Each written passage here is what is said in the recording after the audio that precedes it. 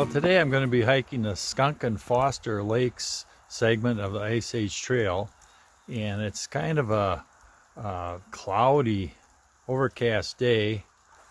Quite a bit of snow left on the ground in mid-March, and it's about 33 degrees, so hopefully we'll get through the trail without too much post holing, sinking deep in the snow, or I didn't bring snowshoes, so we'll see what happens.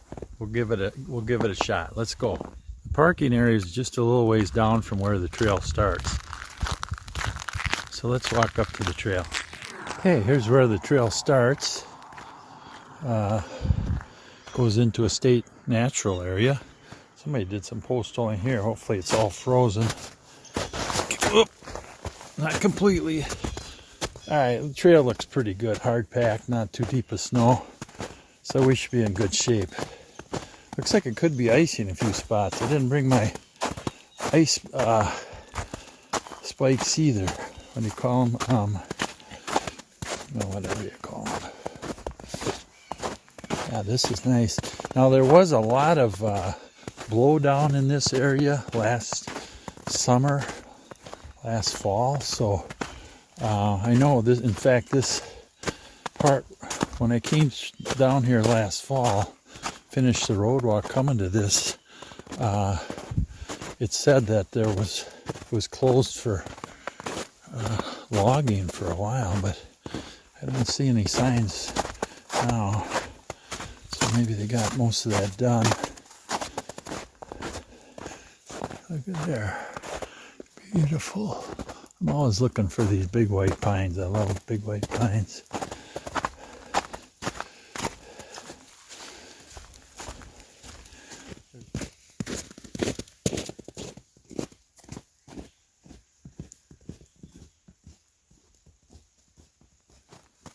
Looks like there's some more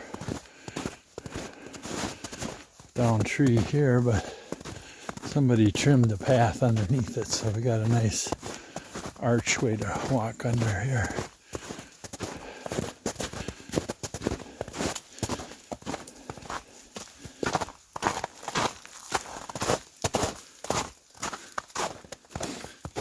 One of the reasons I wanted to get out here and hike this segment this time of the year is because it kind of has a reputation of being pretty muddy in the wet times of the year, and I'm not exactly sure where on the segment it's muddy like that, but it all depends on the weather and drainage and what time of the year and such. But I'm just glad to be able to get out here. This is my first hike of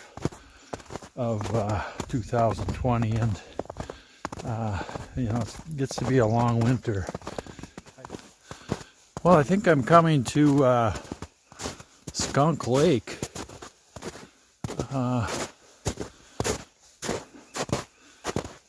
Here's a access road. I think this road goes back to where I'm parked, because this trail does kind of like a horseshoe shape around the parking lot.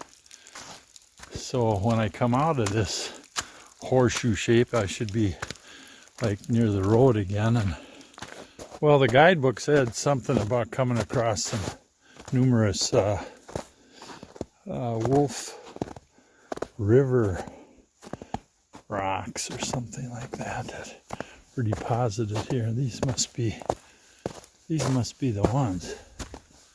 It's a little bit uphill from where I was next to the lake, and kind of makes you wonder about these rocks. How many of them are buried out of sight? This might be a huge rock pile of these things. They're granite, there's no doubt about that. Well, here's where it says the trail turns right. It goes straight up a hill. So I don't see any yellow blazes up there, and there's all kinds of trees down. I did walk this way a little ways. I don't know if you can see, I walked across that little dip, and then I stopped because I looked on gut hooks and I was off trail. So I'm thinking I have to go up here. There were some other footprints that went partway down there and then came back, and nothing else around, so I'm thinking whoever went through here before either went cross country this way or because I think the trail goes up there and around, but I guess I'm just going to go do some investigating and see what I find. Alright, I figured out where I went wrong. I went this way and way around there trying to find the trail, and found out I was farther off the trail farther I went. This indicates a turn right. Looks unlikely the trail would go like that. But as I was coming back this way, I noticed footsteps up there. This is just a switchback. And this marker is past the turn. The turn is right here. So, let's go.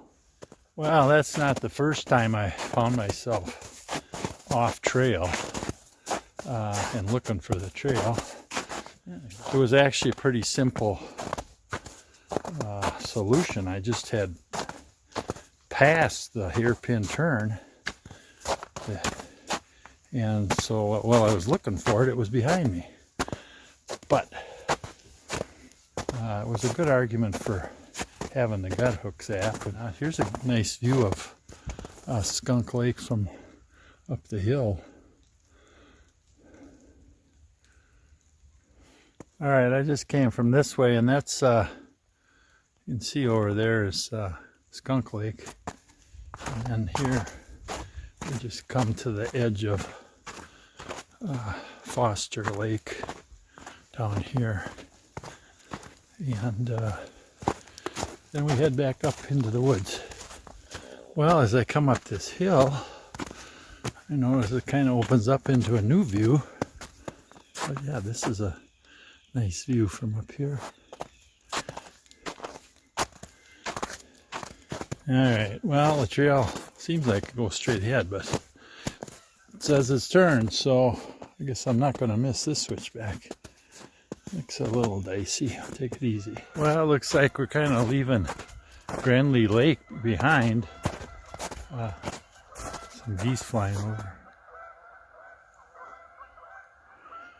I think the trail winds back kind of around the other end of the lake, so we'll see about that.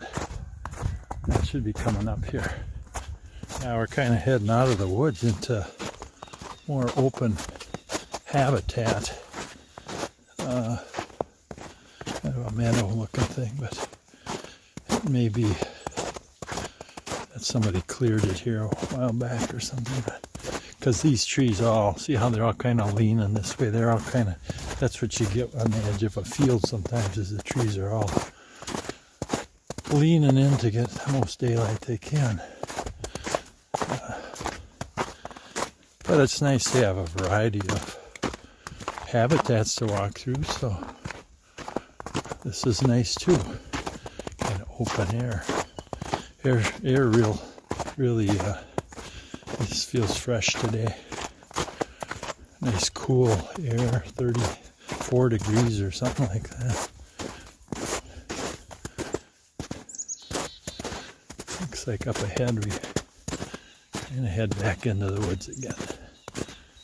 Oh yeah, look at here's a nice path goes off that way. I'm not sure what trail that is, but the Ice Age truck goes this way and goes over a nice little well-constructed bridge that, judging by the way the water's flowing, flows out of Grandly Lake and to parts unknown. There's all kinds of ripples down there. I don't know if that's like minnows or can't be that much dripping. See all them ripples? I can't really see minnows in there, but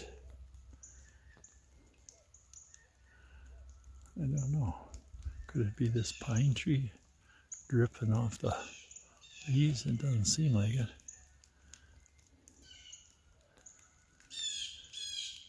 Another unsolved mystery of the trail. Looks like the trail walks about 3/4 of the way around this lake. Because I know when I came down the hill, I walked all around that part of the lake over there. So yeah, still hear those geese cackling over there. I think the trail takes a left up here and leaves the lake, but it's been a pleasant walk around this lake. I bet it's just full of wildlife in the summer. Waterfowl. A couple of them are here already, staking out their territory. All right, there's my sign. Turn right, hikers. Ice Age Trail. Take Indian Valley Road. All right, this is where the trail takes up again off of Indian Valley Road. And we'll put a post hole in getting in here, but I think I'll be all right once I'm in here. Whoa! All the way down to my knee that time. That's the problem with when it gets too warm.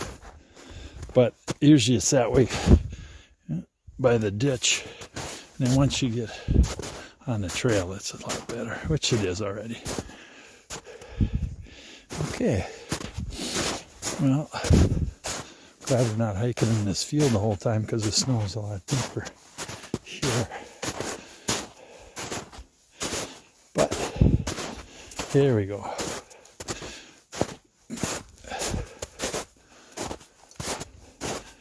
Back into the woods.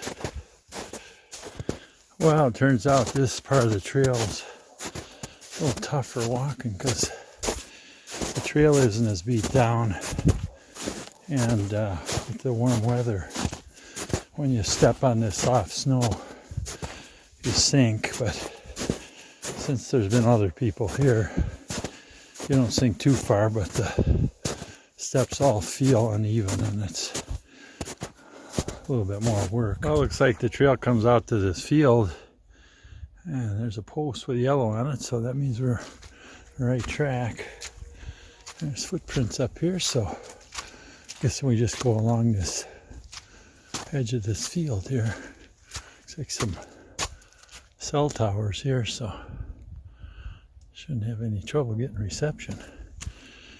All right, let's see where it goes. Well, look at here. We're coming to the Farmington Drumlins. All right, I think I finally got to the area that can be pretty wet. So it looks like we're crossing a swamp here without any boardwalks, and I'm guessing this is where, if it's really wet, you can get up to your knees in muck, but I'd rather sink in the snow a little bit than do that, so this works for me. And there's a great big rock right where the road is. Look at that thing. Looks like there's a few of them. They probably had to dig them out and move them when they made their road. Look at them all. Wow. What lies beneath is probably pretty amazing.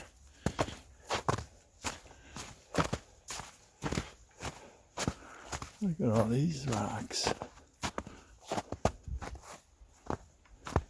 Same thing up this way. Yeah, I'm guessing that's what happened. Well, I'm back in the woods and I got about a mile left to go.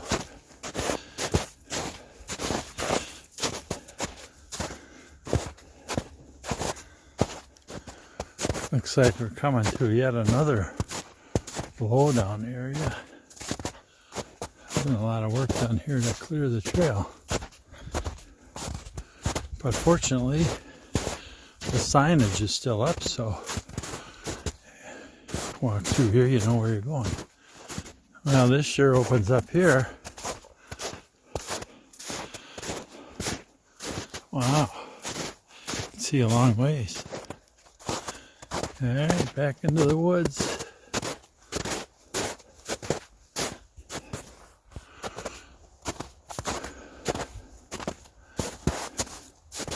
Look at there.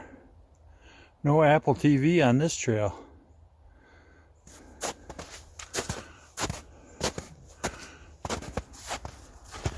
Well, we're back done with the woods part of this, I think, and out into the open here. Just about done with this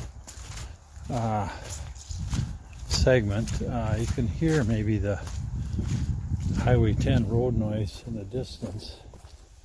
There it is down there. That's pretty much the end of this segment. It's been fun. It's been a workout. I think I was out here for 3 hours and only went about 4.5, 5 miles, so it's not much more than 1.5 miles an hour, but it's been a lot of, this last half's been a lot of deeper snow that I've been post-holing through, not real deep, but like ankle deep, and that's a lot harder hiking, and especially if you're going uphill. But it's been an enjoyable hike today. I managed to get lost. That doesn't happen all the time. I wasn't really lost, it was just off trail. But you know, what's more fun than getting lost in the woods when you're 200 miles from home? So it was an adventure, and everything turned out all right. I found my way back, and it's been a good day. So thanks for coming along. Bye now.